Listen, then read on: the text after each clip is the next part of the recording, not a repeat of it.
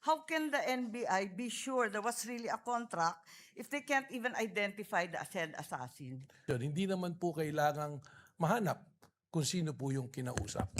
Kung maaari, bumalik na lang kayo in 3 to 6 months. Pwede bang i-request yun kapag meron na kayo natuklasan at napunteriyang assassin? Senator Judge Amy Marcos is recognized for her questions and interjections. You may proceed, ma'am. You have 2 minutes. Yes, thank you very much to our presiding judge. Kumusta Attorney Mel, Congresswoman Ann, at sa lahat na narito.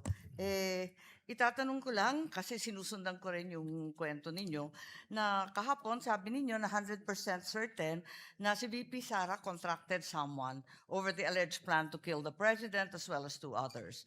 Tapos, ito naman, corroborative naman ito, nung sinabi ninyo, nung 29 April yata sa House of Representatives, na sinabi rin ninyo, meron na kaming leads at mukhang talaga yun ang findings. Kaya may grave threat at inciting. Tama ba na sinabi po ninyo to? Tama po, meron pong report po. At alam din natin na nag-file na yung NBI February 2025 na ng inciting to sedition case against BP nung February last year. Ngayon, nagtatanong lang ako, 14 months later, as late as 29 April, the NBI still has not identified yung supposed assassin. Does it mean na at that time na nagpila sila ng kaso ng inciting noong Pebrero na nakaraang taon, the NBI wasn't even sure if there was an actual assassin?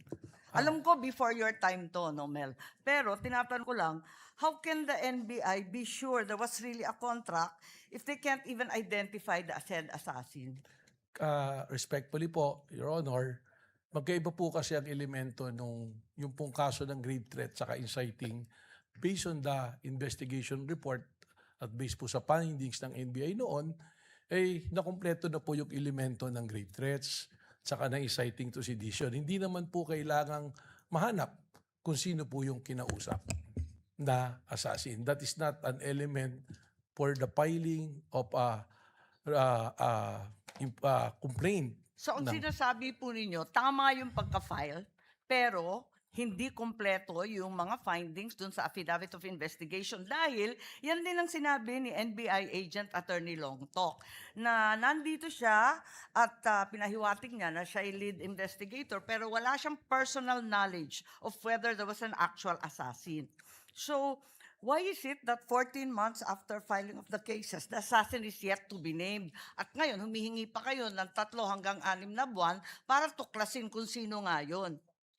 Ganito nga po, yung pong grave threat at inciting to sedition, nandun na po sa DOJ yan. That is the subject of a resolution na dapat gawin ng DOJ. Magkaiba po yan, hiwalay po natin. Ito pong ating investigation dito is an investigation because of the continuing active and serious threat to the President amounting to the effect na yung national security is only being compromised. Pero So hindi doon po po natin yan. tinitingnan. Hindi po yan ang sinabi ninyo Kasi ang sinabi ninyo doon sa House of Representatives, sa Justice Committee, maliwanag, sa amin nyo na meron kaming leads at mukhang ito na talaga ang findings. Kaya nga po nag-file ng kaso ng grave threat at inciting to sedition. Sabi ninyo, yan ang dahilan. That was your statement. Because if you stand by these words na may finding na talaga, at yun ang dahilan kaya nagpila noong February, as early as February, the date that the NBI filed, the NBI already had findings that VP Sara spoke with an assassin. How come kayo ngayon, sinasabi ninyo na wala naman nung panahon na yon? Ganon din ang sinabi ni Attorney Lotok. So, hindi ko maintindihan ngayon, talaga bang may assassin na na-identify nung Pebrero o wala? Wala pong na-identify noong February. Bakit niyo sinabi doon sa House of Representatives na yung dahilan na nagpila ng kaso kasi meron na kayong assassin? That is totally magkaiba po na issue. Again, babalik po ako. Pareho yung issue kasi yun din ang inaalam ng Justice Committee noon At Ang ang ina- liwaliwanag na sabi niyo, yung dahilan na nakapagpila na sila ay dahil natuklasan na yung assassin. Wala po akong sinabi doon na tuklasan. I also mentioned at that time that there are persons of interest. Ang Again, we have to go back po na yung inciting to the hawak sedition ko and po yung grave threat. transcript kasi. Okay Oo. po, tama naman po yung binabasa niyo. Kaya nga nag-file ng kaso kasi meron na kaming leads. Well, Ang liwanag ng pagkasabi ninyo eh. we are referring, may lead na nga po, ibig sabihin, yung pong grave threat, completed na eh. Meron ng threat. In fact, tumatawid na po tayo sa merong kinausap. And we are already talking about na doon sa admission ni mismo ni Vice President Sara na meron siyang kinausap na papatay at pumayag yung papatay. Parang napakaliwanag nung sinabi niyo noon at mas malabo di hamak ngayon. Ngayon, bakit kinailangan pa mag-issue ng AO11 kung talaga namang continuing investigation? Dahil ba ito sa April 12 yung sinasabi niyong Rage Coalition? Kasama po yan, paulit-ulit ko pong sinasabi na there is a 5 points na tinignan po natin na ginagamit po ng isang secret Yes, we're service. aware of that. The sexual, economic, etc. Alam naman natin yon kasi yan din ang gamit ng US, di ba? Tama po. Kaya Na- po, merong ongoing investigation. Sinabi ko na yung threat is serious, continuing, and active, na ito po ay tumatawid na rin to the level of national security. Kung talagang may pattern of violence, doon sa Rage Coalition launching, andun ba si VP Sara? Wala po. Ganun pala eh. As a matter of fact, she wasn't even there. Siya ba nagsalita? Siya ba nagsabi nun? Si Mayor Basti po.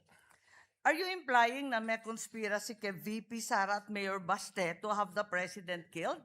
Yan po yung aming tinitingnan. Kanina po, tanong ni Senator Ping Lacson, tinitingnan po natin kung mayroong sabwatan po na nangyayari. May katibayan ba tayo dito sa conspiracy? Dahil matindi ang pinag-aralan nyo bilang abogado. Sapat ba ito para ipakita na may conspiracy dun sa dalawa? Yun po din yung sagot ko kanina kay Senator Ping Lacson, kaya po hindi pa nakasuhan sapagkat tulad po ng mga kaso na pumapasok at alam po ng mga abogado na conspiracy is sometimes harder to prove than the crime itself. That's why we have to make a case build-up para masiguro po natin ng isasampang kaso Sa ay madaling lulusot. sabi, wala pa pong katibayan ng conspiracy. Yun po yung tinitingnan nga nating anggulo kaya Yun tinitingnan nga, ng mga pero sa ebidensya. ngayon, habang tayo ang naglilitis dito, wala pa. Kung meron na po, na-file na po namin yan. Kailangan po lumusot ito under Memorandum Circular Number 20 of the Department of Justice. Ngayon, Reasonable certainty of conviction. alam natin yan. Ang sabi ninyo, yung Special Task Force, ano ang gagawin ng Special Task Force kung natumbok na rin yung assassin nung Pebrero pa? O Then- natumbok na ninyo ngayon na nasa ilan na na-interview ninyo? Ano ang gagawin sa mga assassin na to? Then, kailangan po natin silang imbestigan at kausapin kung gaano kalawak para malaman po natin kung huminto na ba ang threat sa presidente. Sapagkat alamin natin kung sino po ang makakausap. Dahil maraming nagtatanong kung bakit pa kailangan mag-case build-up samantalang eto na tayo sa impeachment trial, eto na tayo na wala pang actual assassination, kaya hindi naman maintindihan kung ano pa ang silbi ng Special Task Force. Alam po ninyo, yung pong dito sa impeachment, magkaiba po yung requirement eh. Hindi naman po natin kailangan pang ipresenta kung sino yung kinausap na assassin. Ang importante lang po rito ay yung admission mismo ng Vice Presidente na humanap siya ng mamamatay para patayin ng Presidente at iyon ay pumayag. Doon po papasok na yan. Dahil po, respectfully, dito po sa impeachment court, hindi naman po necessary na may criminal conviction. Kaya po inilatag po yan kung ano-ano yung mga basehan po. Kindly wind up, Sa Senator ating Judge Amy. presiding judge at pati na rin kay Attorney Matibag, ang ating direktor, sabi po ninyo na matutumbok ninyo ito sa loob ng 3 hanggang 6 na buwan. Kung maaari, sabihin na ninyo sa amin, pwede naman i-disclose kung tutuusin at sasampahan naman yan ng demanda through regular filing, hindi dito sa impeachment. At di naman siya subject of arrest for inquest proceeding. Bakit hindi sabihin? Or kung maaari, bumalik na lang kayo in 3 to 6 months. Pwede bang i-requestion kapag meron na kayo natuklasan at napunteriyang assassin? Again, ang sagot ko po dyan, Iba po naman yung national security protection at impeachment. Dito po sa impeachment, yung sinasabing betrayal of public trust ay pumasok na po dahil meron pong sinumpang tungkulin ng ating Vice Presidente to protect and defend the Constitution, execute the law, do justice to everyone, and consecrate herself to the service of the nation. Alam po natin Yung yan. pong ginawa niya po, papasok po yun sa betrayal of public trust kasi enforce the law, do justice. Pero ito po, execute the law, ito execute the president po eh. Alam po natin yan, pero binubuo natin ang mga elemento ng grave threats at inciting to sedition. Maraming salamat. Thank you, Senator